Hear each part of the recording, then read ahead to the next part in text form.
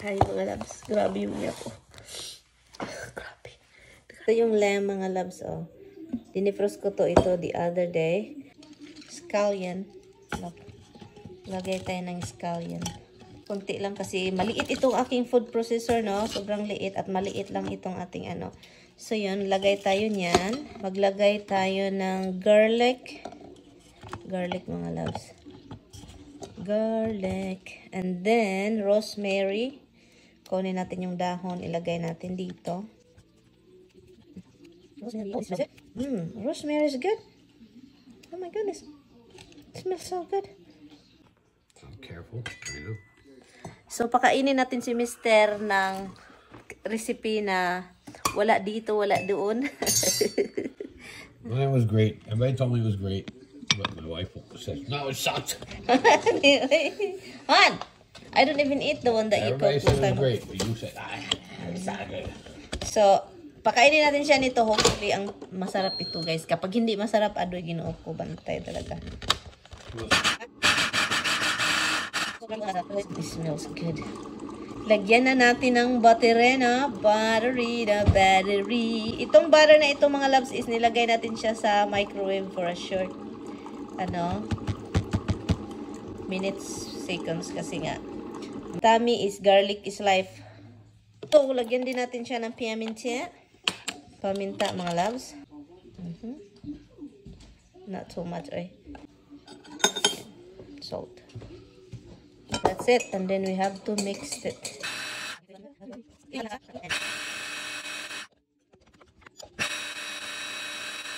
So, ang gagawin natin is, anuhin natin siya. Yan. We have to poke it. At lagyan natin siya ng garlic. Oh. Garlic. No, lagyan natin ng garlic. Garlic. Konting olive oil. Konti lang, mga loves, kasi meron na siyang fat. So, ang gagawin natin is, atin lang siyang i-spread. Atin lang siyang i-spread, mga loves. Ganun. No.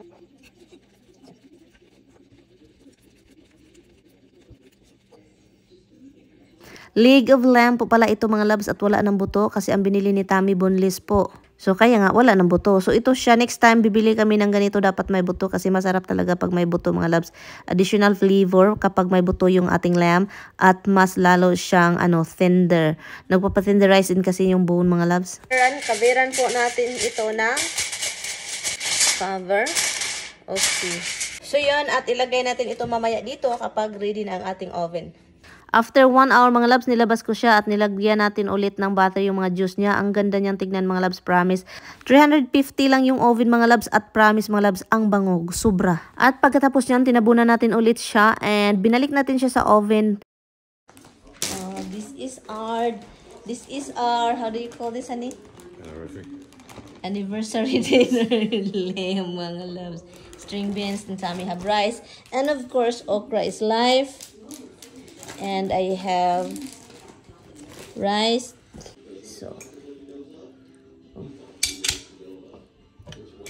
So, yung lamb pala, niluto ko siya ng 3 hours, mga loves. And pagkatapos niyan, kinakat ko siya at dinligyan ko siya ng tawag nito, yung juice niya na butter. At saka yun, ang sarap, promise. At ito, string beans yung ulam natin. And of course, meron din tayong rice at meron din tayong patatas. Ang sarap po yung resulta ng ating leg of lamb. Promise, mga loves, rosemary is one of the best pala. Oy, grabe. Ang bango at nagbigay ng lasa. Promise. At pagkatapos namin kumain, nag-enjoy kami, nag-usap at naglinis. Ito na yung pinakamahirap sa lahat, mga loves. Yung maglilinis ka sa mga ginagamitan mo na pagluluto, no?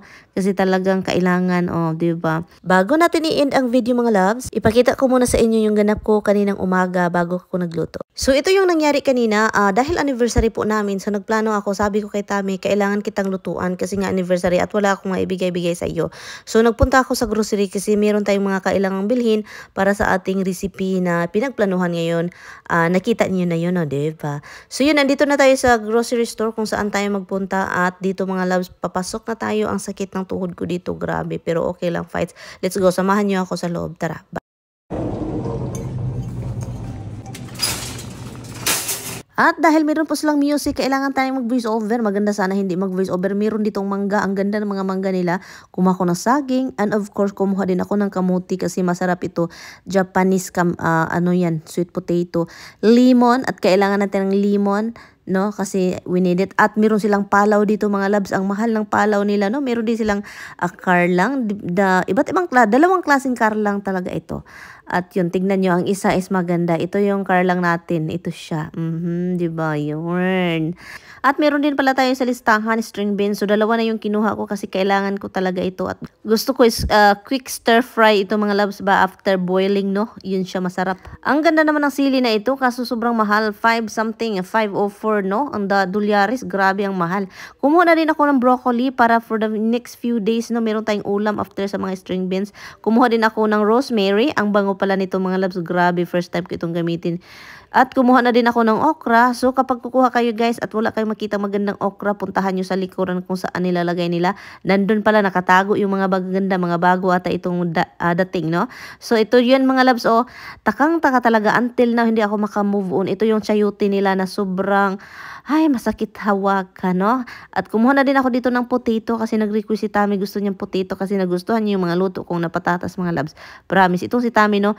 Titingnan niya, sabi niya, oh, your patatas is not crispy. Pag kumakain siya, magustuhan niya. So, kumuha na naman ako ng marami. At after that, meron ako ditong nakitang mga saging. Saging pala, hindi mga...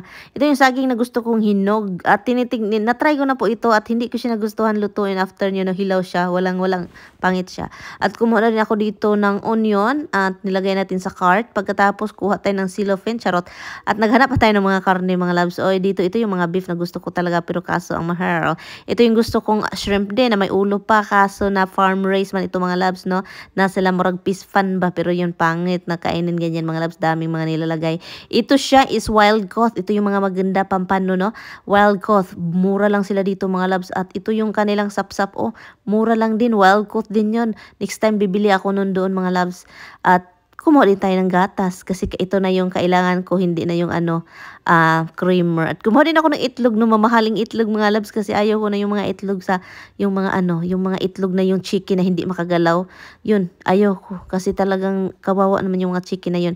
At marami silang mais dito, no, grabe kapuya man ani mag voice overs mga love. Pero wala lang tayong choice. Gino-order. Ang hahaba ng basmati na humay na ito mga loves at ito ata yung mga kinakain na sa mga Arabo, no, yung mga may manok at yung may manok at saka may mga iba't ibang pasangkap. Ang sarap pa naman yun. Hindi ko alam kung ano pangalan nun. But anyway, so dito tayo sa Filipino aisles and meron tayong mga nakikita mga product na talagang sa Pilipinas natin makikita, no? Kopiko, dalawang klase, mga chicheria, o diba?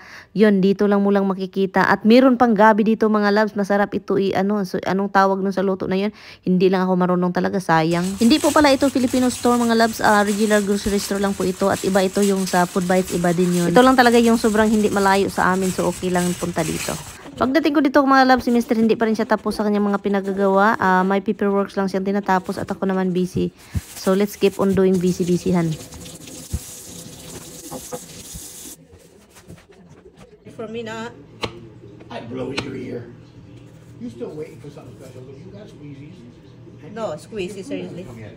15 minutes. The bun is good, Handa. No. Put that paw down. No, son. He's going after that finger. No bag. I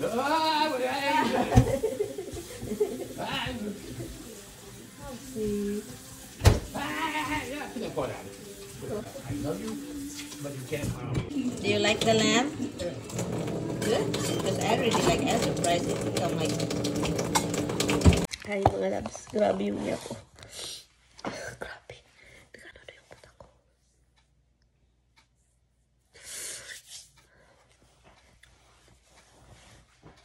Grabe. Kapag talaga. Ayaw ko nang umiyak. Ayaw ko nang umiyak. Ayaw ko munang pag-usapan kasi talagang sumasakit na yung ilong ko, mata ko. Pati si Roxy. Pati ang akong baby. Maglagay na lang ako ng aking ang talaga mga labs ay kapag manonood ng mga, lalo na yung aso. Tignan ninyo yung mga labs, yung movie na Hachi the Dog's Tale. Tingnan ninyo yan. Grabe talaga. Nakakaiyak talaga. Grabe. Grabe, ang sakit ng ilong ko. Parang na-imagine ko mga loves. Hindi man na kung ako yung pag mawala yung alaga ko. Parang ganun kasakit ata. Pero iba yung hachi na story ng aso. Ang hirap kayo, no? Kapag yung mga aso ko dito. Meron dito sila. Sunod ng sunod sa akin. Pero ang hirap kayo mga loves. Iwan ko na lang. Yung aso. Sobrang loyal kasi nila. Grabe talaga. Masasabi ko sa inyo, mas mabuti. Mas mabuti yung aso, guys. Kasi mas loyal sila. Ayaw ko na umiyak. Ayaw kong umiyak Ayaw kong umiyak, pero tignan yung mata ko. Grabe. Pulang-pula. Hindi ko mapigilan yung iyak ko mga loves. Grabe talaga. Oh my goodness. Ang hirap kapag pag mawalan talaga. Yung mga aso, pusa, parang kasi sila, iba. Ang makarelate is yung may mga Okay.